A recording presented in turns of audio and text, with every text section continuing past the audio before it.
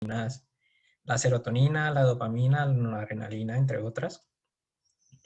Pero los investigadores empezaron a hacerse una pregunta y era que a raíz de la creación de los inhibidores o pues de los antidepresivos que tenemos en este momento, ¿por qué si estos medicamentos me ayudan a mejorar o a inhibir que se destruyan esas monoaminas, porque los síntomas no mejoran o no cambian más rápido? Entonces, llevaron a pensar que algo más podría estar influyendo pues, en esta hipótesis y que solo basándonos en esta no era Estamos la un única poco respuesta conectados, que íbamos ¿verdad? a encontrar.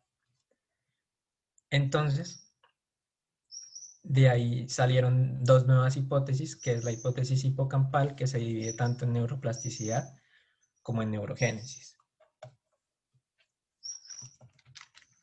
Pero antes de llegar a esas dos hipótesis, debemos tener en cuenta el estrés.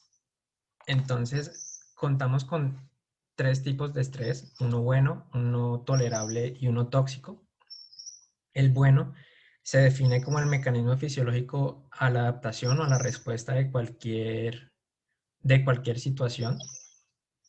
El tolerable, ya el cuerpo está un poquito más alerta en todo, como en todo este contexto de estrés y produce cambios fisiológicos en el cuerpo, pero estos cambios, si son bien manejados, son reversibles. Y ya tenemos el estrés tóxico, que más adelante lo vamos a ver un poquito en mayor detalle, que es un mal control de ese estrés tolerable y que me va a llevar a desencadenar cambios no reversibles en el cuerpo. Entonces, lo que tenemos acá es un equilibrio o una homeostasis entre el estrés bueno y el estrés tolerable. Y este proceso se denomina carga alostática. Entonces, digamos que en estos momentos tenemos una carga alostática pues normal, que es el que una persona sin ninguna enfermedad mantiene como en el largo del tiempo.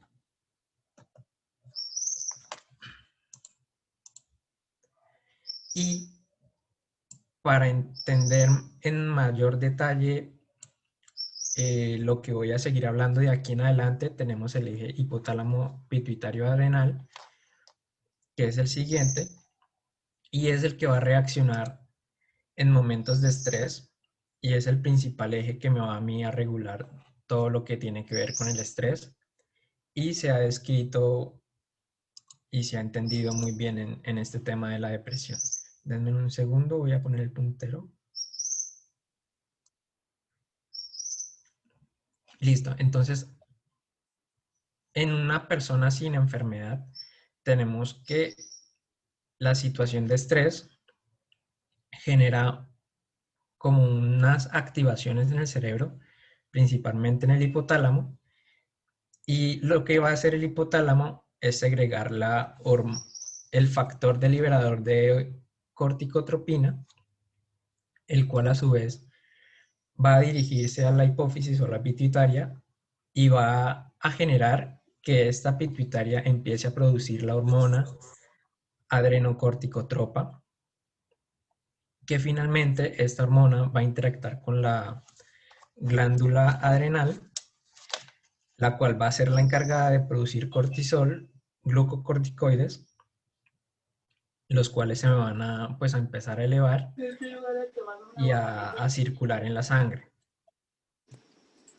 En condiciones normales, lo que hace el cuerpo es que este cortisol, estos glucocorticoides, van a los receptores de glucocorticoides en el hipocampo sensa que hay una elevación de estos glucocorticoides y lo que me hace es inhibir la producción de CRH y con eso se regula la situación de estrés. Pero entonces, ¿qué tenemos cuando ya el estrés tóxico aparece?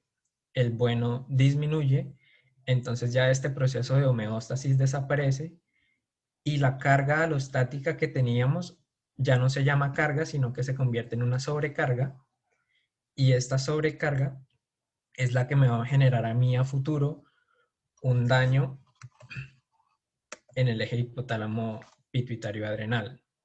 Entonces, como resultado, vamos a tener el estrés tóxico que nuevamente va a desencadenar o va a activar todo el eje que ya hablamos anteriormente, hipotálamo, pituitaria, glándula adrenal, va a liberar el cortisol, pero en este caso, la exposición a cortisol crónico o a glucocorticoide crónico me va a generar una reducción en el tamaño del hipocampo, y este hipocampo, como va a estar, digámoslo así, atrofiado, no va a cumplir su función normal, que era la de hacer una retroalimentación negativa y evitar la producción de CRH, sino que como va a estar inhibido, la producción de cortisol no se va a censar en ningún lado, y lo que va a seguir haciendo el hipotálamo es seguir produciendo CRH, conllevando a la activación o a una mayor activación de la pituitaria de la glándula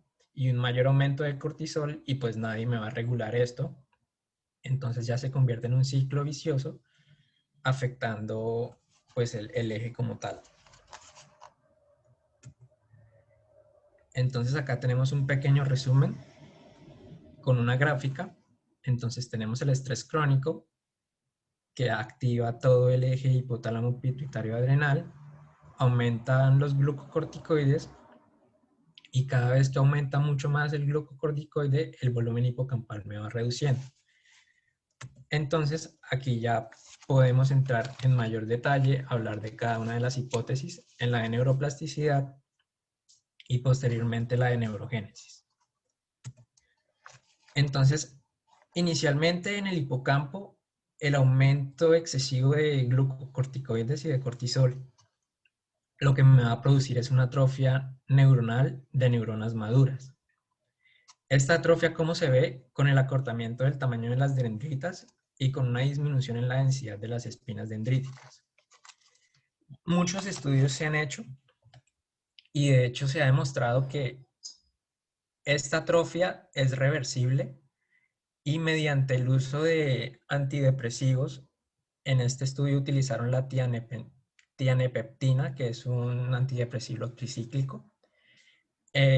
Lo que demostró es que con el paso de las semanas, estas dendritas, el tamaño se iba recuperando, la densidad de las espinas se iba aumentando y la atrofia se iba reduciendo. Entonces, digamos que estos cambios pueden ser reversibles, pero son un poco lentos en cuestión de tiempo. Adicionalmente, en la hipótesis de neuroplasticidad encontramos un gen que también es una proteína que lleva el mismo nombre, que es el factor neurotrófico derivado del cerebro, o BDNF por sus siglas en inglés. Digamos que es un factor un poco controversial porque dependiendo en la zona del cerebro en el que actúe, va a tener efectos diferentes. Entonces, digamos que en momentos de estrés crónicos, la expresión del ARN mensajero en el BDNF disminuye en el hipocampo, que es como la zona más importante, yo creo que vamos a ver en esta presentación.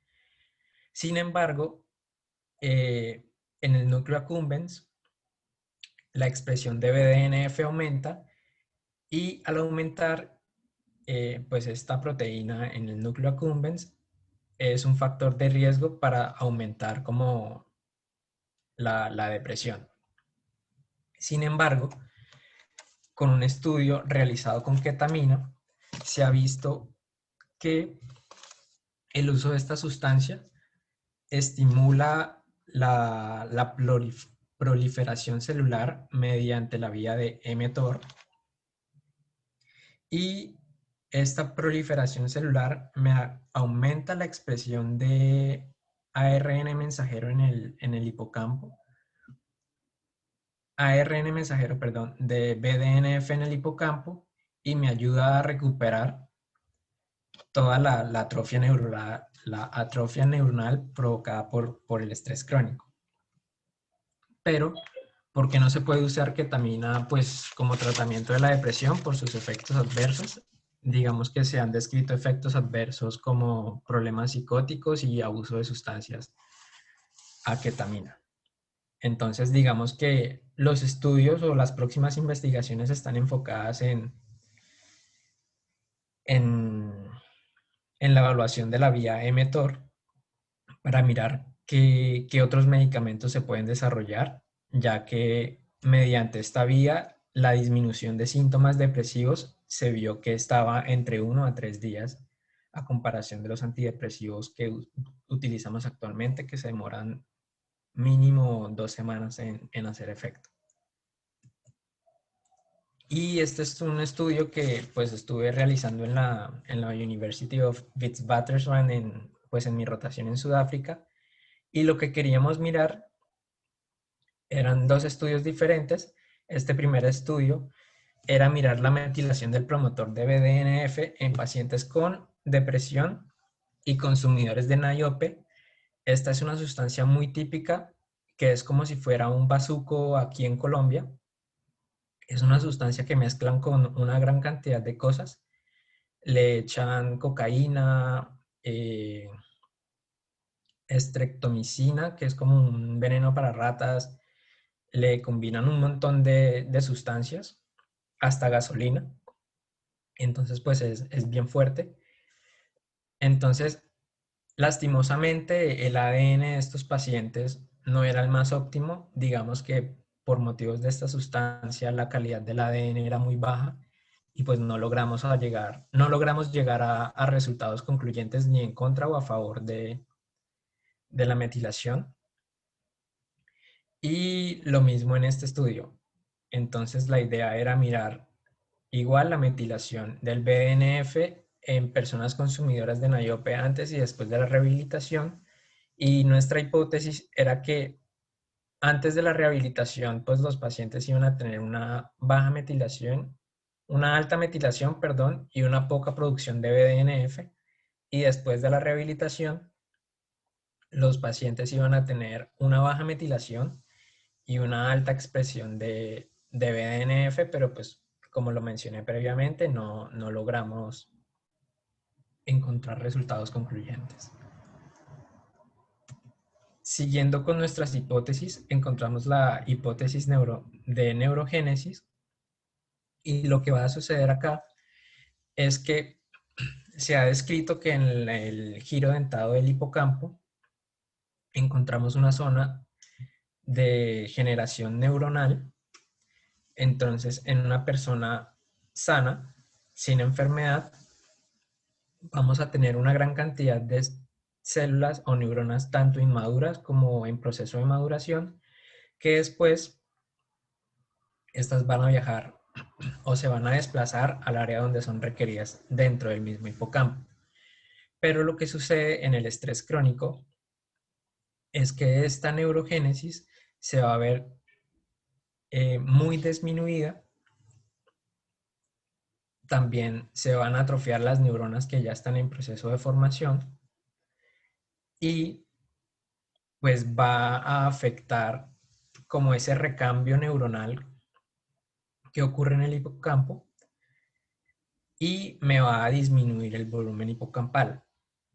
Se ha visto que el uso de antidepresivos, especialmente los inhibidores selectivos de la recaptación de serotonina, no solo frenan este proceso de destrucción neurogénica, sino que también ayudan a recuperar las neuronas que estaban en proceso, entre comillas, de destrucción, ayudan como a mejorar su morfología y su crecimiento y recuperan este proceso o esta función en el giro dentado del hipocampo, volviendo a retomar la función pues, de neurogénesis. Entonces, ya terminando con estas dos hipótesis, pasamos al sistema inmune, que es como un componente importante en el proceso de la neurobiología de la depresión. E inicialmente voy a empezar con las prostaglandinas y el complemento, porque son, digamos que no las menos estudiadas sino que las que tienen resultados menos concluyentes. Entonces, digamos que en las prostaglandinas se han realizado estudios, pero muchos estudios dan a favor, otros dan en contra de las prostaglandinas.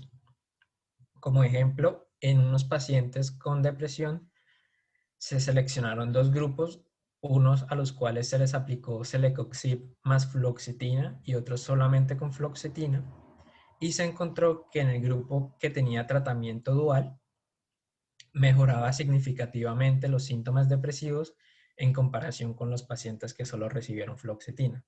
Sin embargo, en estudios con el uso de otros antiinflamatorios no mostraron ningún resultado concluyente. Y adicionalmente con el sistema de complemento tenemos exactamente lo mismo. Los estudios que se han realizado no son concluyentes. Sin embargo, el factor o el subgrupo o la unidad de complemento que más se ha estudiado es la de C5.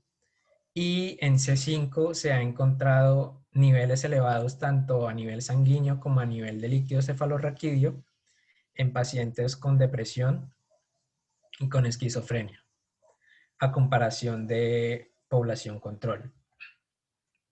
Y toda esta asociación del sistema inmune con la depresión nació a partir de un estudio que se realizó en 1987 a pacientes que se les trataba la hepatitis B, que como sabemos, la hepatitis B se trata principalmente con interferón alfa.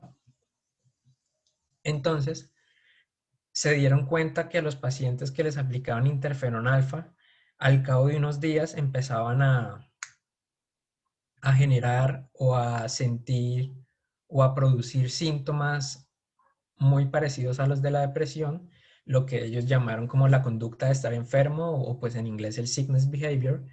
Entonces dijeron como, pues es muy raro que a raíz de un tratamiento con interferón como que se genere esta conducta. Entonces empezaron a indagar un poco más y se dieron cuenta que el causante de esa conducta era el interferón alfa. Sin embargo, no todos los pacientes la generaban. Entonces, volviendo a lo que les dije al inicio, debemos tener en cuenta muchos factores, dentro de ellos el genético, para entrar a abordar eh, individualmente cada paciente. Entonces, por el hecho de que ya hayan encontrado que el interferón alfa produce el sickness behavior, no se puede decir que todos los pacientes que se tratan con interferón alfa en algún momento de la vida vayan a desarrollar o sickness behavior o depresión. Entonces, digamos que se deben individualizar todos los casos. Y entrando ya al tema que más se ha estudiado, que son las citoquinas, inicialmente se tomó en cuenta de que estas citoquinas interactuaban con la microglía, que es como el sistema inmune del sistema nervioso central. Entonces, que estas citoquinas, al interactuar con la microglía, predisponían como al tejido cerebral a la inflamación. Pero sin embargo, con el paso del tiempo y los estudios, se dieron cuenta que las citoquinas tenían dos maneras importantes de interactuar con el sistema nervioso central y las definieron en dos vías. Entonces tenemos una vía humoral, que es por el torrente sanguíneo, y tenemos una vía neural, que principalmente se da a través del nervio vago. Entonces digamos que dentro del sistema nervioso central y en el nervio vago se han encontrado receptores para citoquinas, y propiamente en el hipocampo también se han encontrado receptores para citoquinas. Y entonces parece que al momento de haber un proceso inflamatorio, las citoquinas se unen al nervio vago y el nervio vago se comunica con el cerebro, y este predispone a una serie de cambios que se van a realizar tanto en la barrera hematoencefálica como en el tejido cerebral, que si estos cambios son muy prolongados en el tiempo, va a llegar un momento en el que esa reversibilidad se pierde y pues la persona va a quedar expuesta o va a quedar como, por decirlo de alguna manera, en riesgo a generar cambios del comportamiento o de la conducta. Perdón. Entonces, digamos que en diversos estudios, por ejemplo con interleuquina 6, se ha detectado que en pacientes con depresión, esta interleuquina está sobreexpresada o se encuentra en mayor proporción en la sangre que en pacientes que no son depresivos.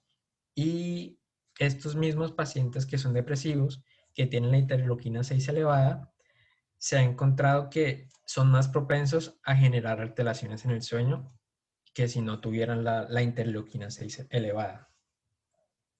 Adicionalmente, la interleuquina 6, como un marcador biológico periférico de la depresión, se ha tomado en cuenta el factor de necrosis tumoral alfa. Esto debido a que en unos estudios con administración de lipopolisacáridos en modelos animales, principalmente en ratones, se encontró que al momento de administrar lipopolisacáridos de manera intraperitoneal, se provocaba como un ambiente proinflamatorio, encontrando principalmente factor de necrosis tumoral, interleuquina 1, interleuquina 6, y posterior a la administración de estos lipopolisacáridos, el ratoncito iba a entrar pues en un periodo o en un comportamiento como muy parecido al sickness behavior. Entonces el ratoncito iba a dejar de comer, iba a presentar problemas con el ritmo circadiano, iba a presentar fatiga, astenia, dinamia, ya no se quería mover, no quería hacer nada.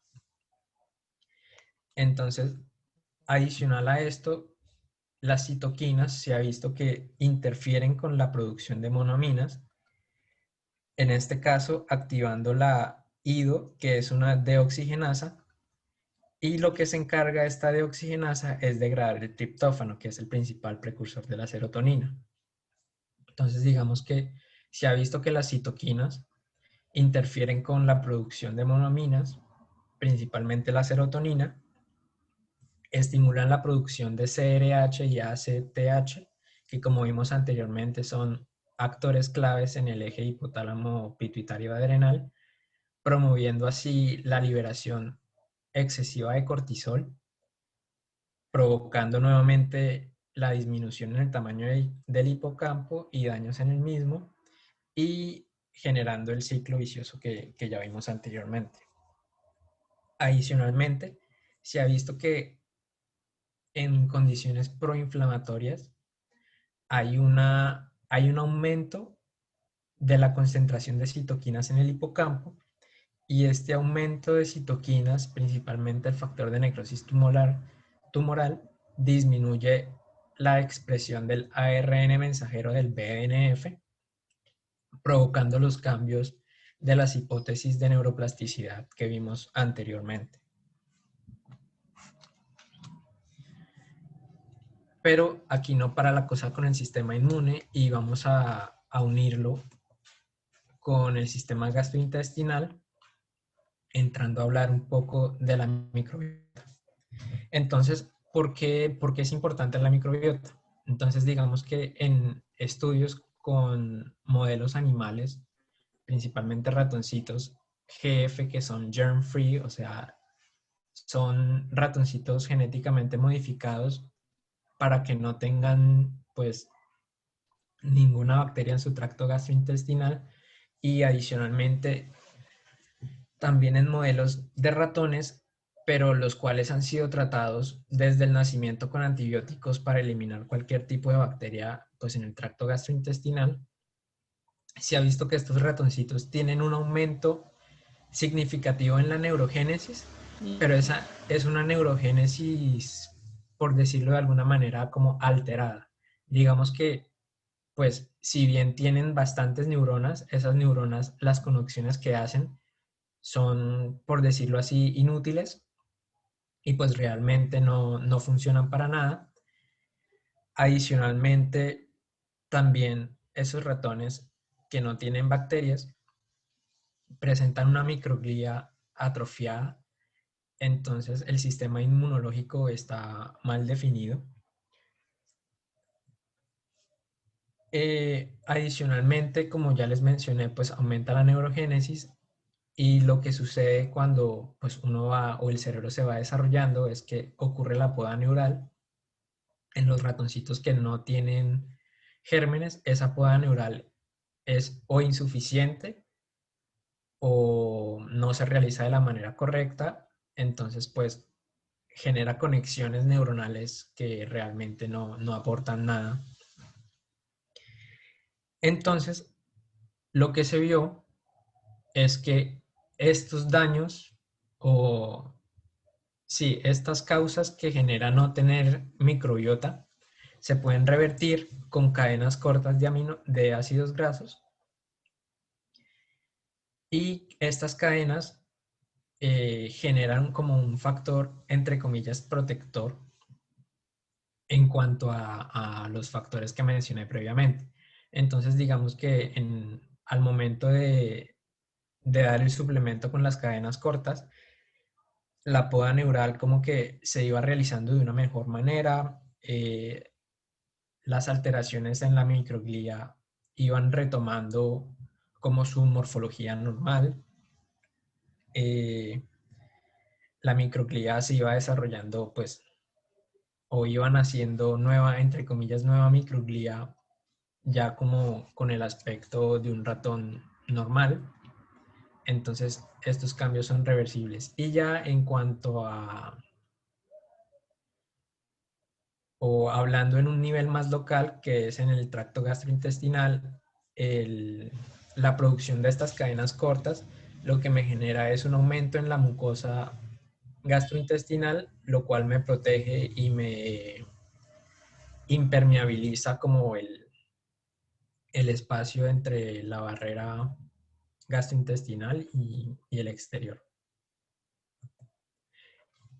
Sin embargo, al momento de estudiar la microbiota, se ha encontrado que pues es un poco complicado definir cuál es una microbiota normal, teniendo en cuenta que la microbiota está afectada por muchos factores, principalmente la dieta, los factores culturales, el estrés, los factores sociodemográficos y un montón de condiciones que me hacen o me dificultan a mí definir cuál es una microbiota normal.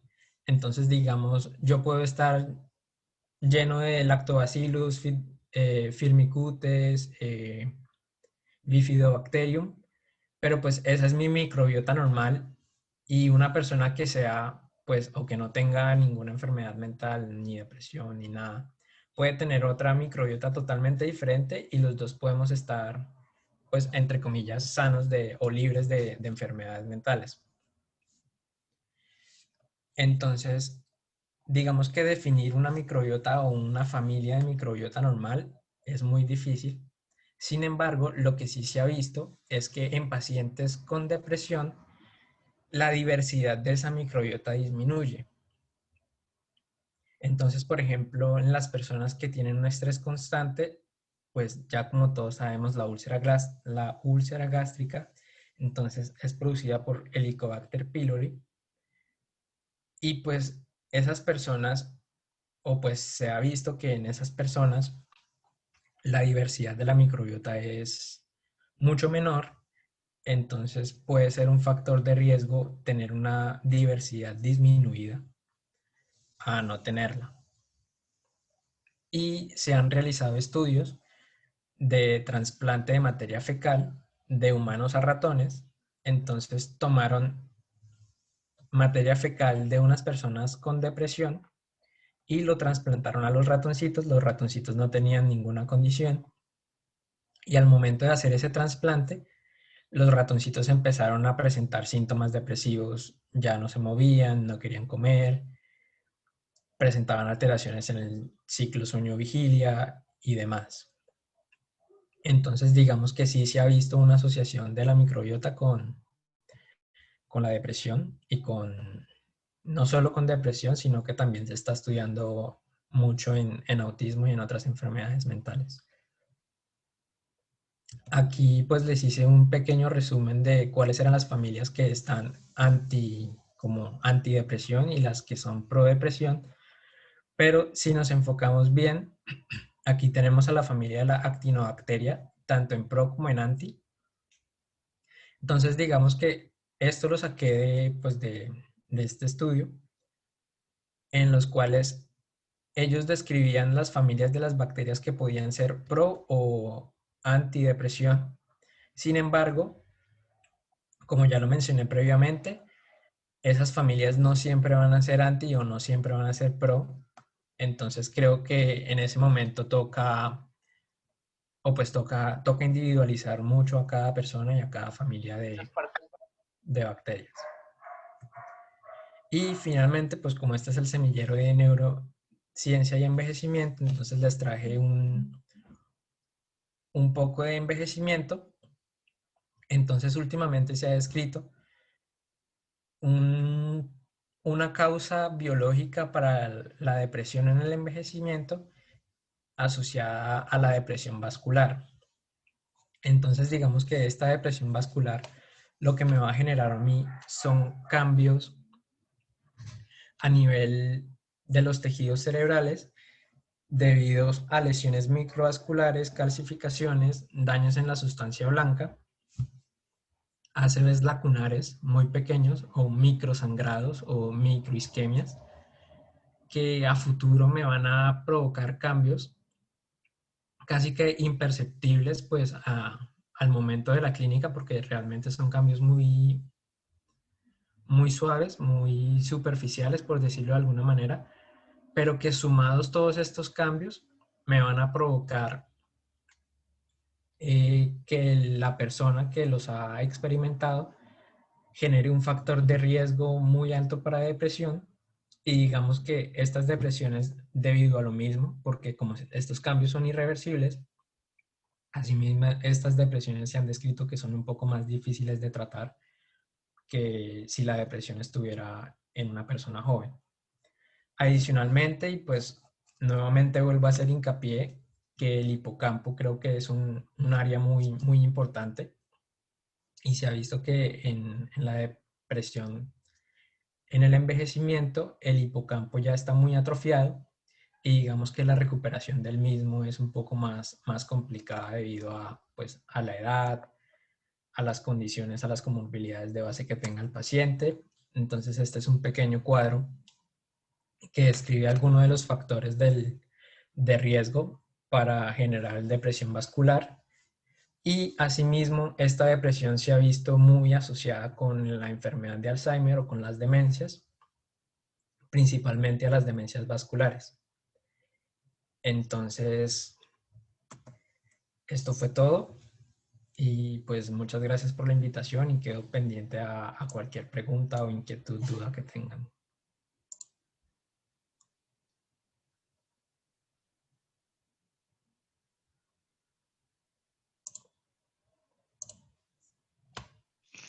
Bueno, doctor, sí, muchísimas gracias. Una muy buena presentación, la verdad. Eh, Muchísimas gracias por aceptar la invitación del semillero. Y no sé si alguien tenga alguna pregunta para hacerle al doctor o algún comentario. Yo tengo un comentario. Adelante, Alejo. Pues primero, súper bueno, súper chévere. Esto es una cosa que tú llevas estudiando un montón de tiempo y has aprendido muchísimo y sabes cada vez más de ese tema. O sea, súper bien, muy buena la presentación. Y digamos que esto es un tema muy importante y es entender que la depresión es una enfermedad multisistémica, que en realidad eh, el sistema nervioso como otro organismo, órgano que hace parte del organismo, está integrado con muchos sistemas y por ejemplo hoy vemos cómo el sistema inmune y el sistema del tracto digestivo, esa interacción entre esos tres sistemas, aparte del endocrino, pues están asociados a algunas condiciones que pueden ser proinflamatorias o antiinflamatorias y eso tener un efecto muy importante en el comportamiento y en algunas personas susceptibles la aparición a la depresión. Porque digamos que hay una cosa y es que no todo el que se inflama se deprime. Y digamos que eso también es una parte muy interesante y es tratar de entender por qué no todo el mundo cuando está inflamado entra en un cuadro depresivo y porque hay algunas personas que sí tienen como esa fragilidad. Entonces, pues no, la verdad es que me pareció muy, muy chévere, Jesús. Con gusto, Alejo. Gracias.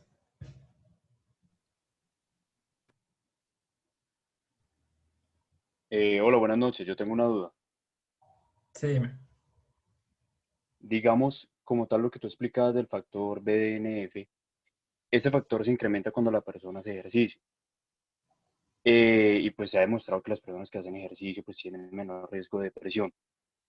¿Se ha estudiado de pronto que algún tipo de ejercicio en específico libere más BDNF que otro? O si hay otras circunstancias, alimentación, cosas así, que también ayuden a liberar BDNF. Pues digamos que con respecto al ejercicio se han hecho como muchos ensayos, muchos estudios, y realmente no han encontrado qué ejercicio es mejor o qué ejercicio es peor para esta producción. Digamos que el ejercicio o la actividad física como tal, creo que es un factor muy importante para prevenir el desarrollo de depresión. Y pues yo creo que cualquier ejercicio que uno haga es muy importante pues para atacar entre comillas, atacar de cierta manera pues el desarrollo de la depresión.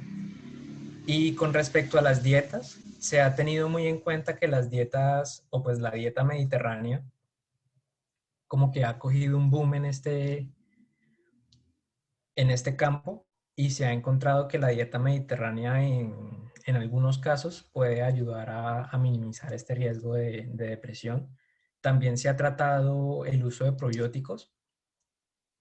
Digamos que el uso de probióticos como que regula la flora gastrointestinal y, y pues se ha visto que en algunas personas ha tenido resultados positivos. Listo, vale, gracias. Doctor Jesús, me gustaría pues agradecerle mucho por esta charla, me parece súper importante y sobre todo también em, pues digamos, lo que el doctor Velázquez también dijo, pues tener en cuenta que esto es una enfermedad que abarca múltiples aspectos, digamos, no solo a nivel neurológico de todos los neurotransmisores. Y asimismo quería hacerle una pregunta, pues teniendo en cuenta como todo lo que comentó en cuanto como a la afectación que se ve en la masa neuronal, se podría decir de alguna otra forma que un inicio tardío de los antidepresivos podría afectar como tal el pronóstico, digamos, de los pacientes a largo plazo y asimismo tener como una recuperación más lenta o independientemente del momento en el que se iniciaran los antidepresivos, se podría pensar que el pronóstico va a ser el mismo. ¿Me podrías repetir, por favor, la pregunta? Es que se me fue un poquito el internet y te alcancé a escuchar cortada. Claro que sí. Básicamente la pregunta es que si se podría decir que iniciar tardíamente los antidepresivos cuando empiezan a presentar los síntomas podría afectar como tal el pronóstico de una recuperación completa, ya que pues como vimos ahí, pues las moléculas pueden incluso llegar a afectar como todo el componente neuronal. Entonces no sé si empezar los tratamientos de forma tardía afectarían como tal el pronóstico de una recuperación. Pues digamos que yo creo que eso ya va a depender de cada persona como tal. Digamos que cuando hablábamos como lo de la parte del envejecimiento, lo que sucede es que ya esos cambios, pues, que han ocurrido a nivel tanto vascular como del tejido cerebral, son un poco irreversibles.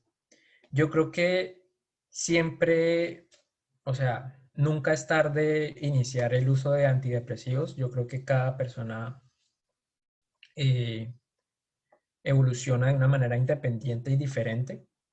Y también no solo el uso de antidepresivos, sino que estuve revisando y la estimulación magnética transcraneal, que es, pues aquí realmente es muy poco usada o casi que no es usada, pero en otros países como Estados Unidos, España, Europa como tal, pues es una técnica que se ha desarrollado pues como en mayor profundidad y se ha encontrado que el uso de esta técnica ayuda como a recuperar ciertas zonas del hipocampo y de la corteza cingulada subgenual y ayuda a la remisión de los síntomas de la depresión.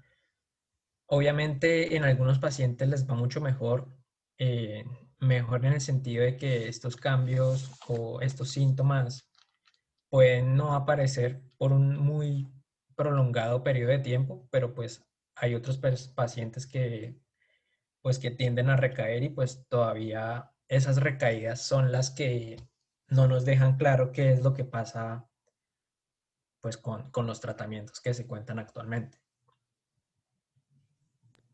Sí, yo, qué pena, Muchísimas doctor. gracias. Me toca así como por agregar algo más sobre la estimulación magnética transcraneal. El doctor Rodolfo Ginás, digamos que ha producido varios estudios al respecto, porque por si a alguien le interesa buscarlo, se le habla también sobre la depresión en esos estudios. Y digamos que lo que él dice es que tienen un valor equivalente al de la terapia cognitivo-conductual. Gracias, Santiago.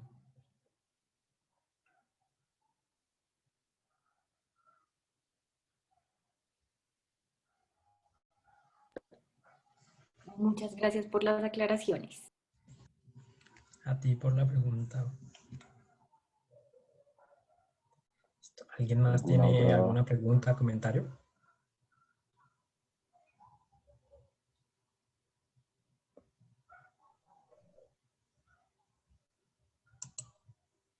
Bueno, pues si no hay más preguntas, pues de nuevo, pues darle las gracias al doctor por su tiempo, por el espacio que nos dio para hablar de este tema, que como ya han dicho, pues es un tema eh, muy importante, que digamos que todavía tiene mucho campo para investigar y para seguir explorando. Y no, pues de nuevo felicitarlo porque fue una presentación bastante buena, bastante completa, que creo que a todos nos va a servir bastante. Entonces, doctor, pues muchísimas gracias. Eh, y nada, no sé si quiera pues decir algo más usted de cierre. Nada, que pues nuevamente muchas gracias a ustedes por la invitación y pues aquí estamos para cualquier duda, inquietud y cosa que necesiten. Entonces, pues mi correo, mi número lo tiene Laura, entonces cualquier duda o cualquier cosa que necesiten, pues ahí estamos a la orden.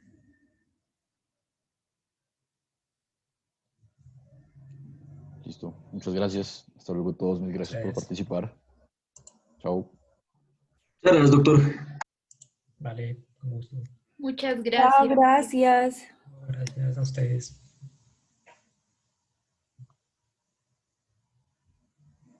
Doctor.